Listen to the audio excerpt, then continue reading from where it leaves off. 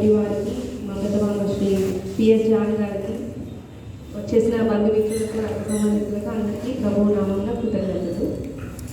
కొన్ని విషయాలు మా డాడీ గురించి మీతో పంచుకోవాలని అనుకున్నాను. ప్రతి పిల్లలకి వాళ్ళ తల్లిదండ్రులు ఆబ్వియస్గా ఫస్ట్ హీరో ఫాదరే ఉంటాడు.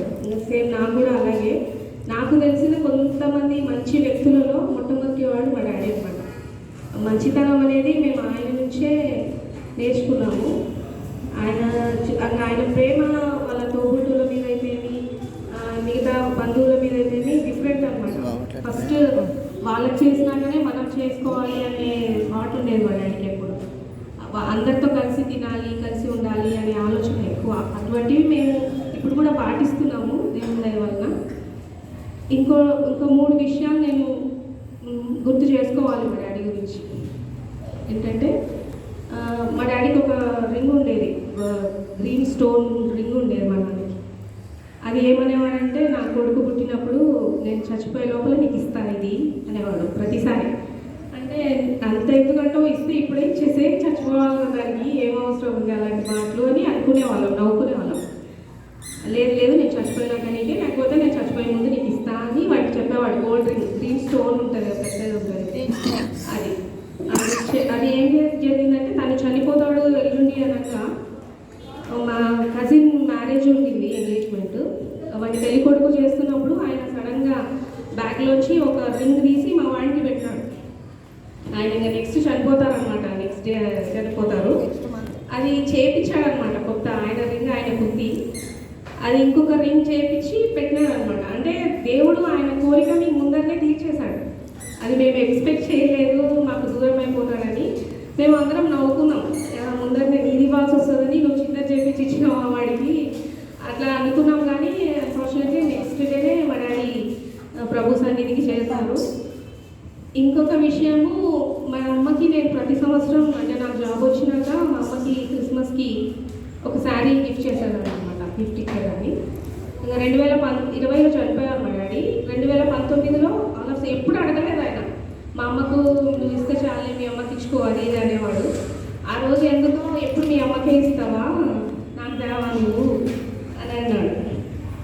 డ్రెస్ నాకు ఎప్పుడు లేదా, మీ అమ్మకే చీర తెచ్చుకుంటావు ఎప్పుడు నువ్వు అని చెప్పేసరికి నేను సరే అని మా ఆయన రామరాజులో ఒక మంచి డ్రెస్ తీసుకొచ్చి ఇచ్చినాం ఆయన అన్నాక. కానీ ఆయన వేసుకోలే. ఏంది అన్నావు, అడిగినావు, మళ్ళీ నువ్వు వేసుకోవా ఎప్పుడంటే ఒక అకేషన్కి వేసుకుంటా, నేను మంచి అకేషన్ ఏమైనా వస్తే వేసుకుంటానండి డ్రెస్ని అది ఇది అని చెప్పినాడు. క్రిస్మస్కి 2019 డిసెంబర్కి నేను ప్రజెంట్ చేశాను. 2020 జనవరి 31వ తేదీ మా నాన్న చనిపోయినారు. అప్పుడు స్నానం చేపిస్తారు కదా తీసుకెళ్ళడానికి సమాధి కార్యక్రమానికి. అప్పుడు అనుకోకుండా సరే కానీ ఒక డ్రెస్ తీసుకురా, కొత్త ఏదో ఒకటి తెచ్చుకోవాలి అంటే అమ్మాయి కూడా అనుకోకుండానే ఆ కొత్త డ్రెస్, నేను ఇచ్చిన డ్రెస్ అనమాట మా డాడీకి. ఆ డ్రెస్ వేసుకొని ఆయన సమాధి చేయబడ్డాడు. అంటే ఎట్లా జరిగినాయంటే అన్ని సంఘటనలు మనం గుర్తించలేం, కానీ ఒకదాని తర్వాత ఒకటి ఆయన రింగ్ పెట్టడం ఒకటి, మళ్ళీ నేను ఇచ్చిన డ్రెస్ ఉపయోగించుకొని ఆయన సమాధి చేయబడి లాస్ట్ డ్రెస్ నాదే అనమాట. నేను ఇచ్చిన డ్రెస్తోనే ఆయన సమాధి కార్యక్రమం చేశాను. ఇలాంటి విషయాలు ఆలోచిస్తున్నప్పుడు తల్లిదండ్రుల గర్భఫలమే కాదు బహుమానము, పిల్లలకి తల్లిదండ్రులు కూడా దేవుడు చాలా బ్లెస్ చేస్తేనే మంచి తల్లిదండ్రులను ఇస్తాడు. అది చాలామందికి తెలియదు. ఇక్కడ ఈ జనరేషన్లో తల్లిదండ్రులు అనేవాళ్ళు కూడా మంచి వాళ్ళు ఉంటేనే పిల్లలు బ్లెస్ అవుతారు. వాళ్ళ ప్రార్థన, వాళ్ళ మంచితనమే మనల్ని కాపాడుతుంది అనేది మేము బయటగా నమ్ముతాం. ఇంకోటి లైఫ్ లాంగ్ నేను రిగ్రెట్ అయ్యే ఒక సిచ్యుయేషన్ ఏంటంటే జనవరి 31వ తేదీ మా డాడీ ఇంకా అయిపోతుంది అనగా మార్నింగ్ నాకు అనిపిస్తుంది ఇంట్లో, నా సోల్ చెప్తుంది, నా అంతరాత్మ పోయి చూడు మీ డాడీ హాస్పిటల్కి పోతున్నాడని చెప్తున్నాడు శ్రీకాంత్. చెప్తుంది లోపల, పోయి డాడీని కలుసు, డాడీని మాట్లాడు, చూడు చూడాలి. ఆయన కూడా చెప్తున్నాడు పోదాందా.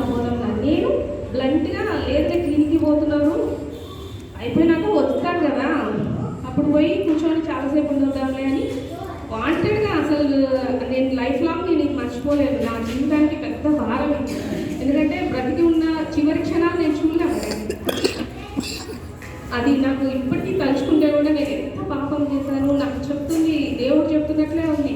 నువ్వు పో పలకరించుకో, చూపు ఆయనకి అని లైవ్గా చూసే అదృష్టం నాకు లేకపోయింది అనమాట. రోజు పోనేలేదు, నేను అసలు రానేలేదు, ఇంట్లోనే ఉన్నా. నాకు న్యూస్ వచ్చింది ఏంటంటే లేరు మనకి ఇంకా అని వచ్చింది. అందుకే మనం ఎవరినైనా కానీ ఉన్నప్పుడే వాళ్ళు చూసుకోవాలి, వాళ్ళు పోయాక ఏమీ చేయలేము. అందుకే మా అమ్మ విషయంలో కూడా చిన్నది ఏది వచ్చినా కూడా మా శ్రీగారు వెంటనే చెప్తుంటాడు, నువ్వు నాకు చెప్పలేదు అని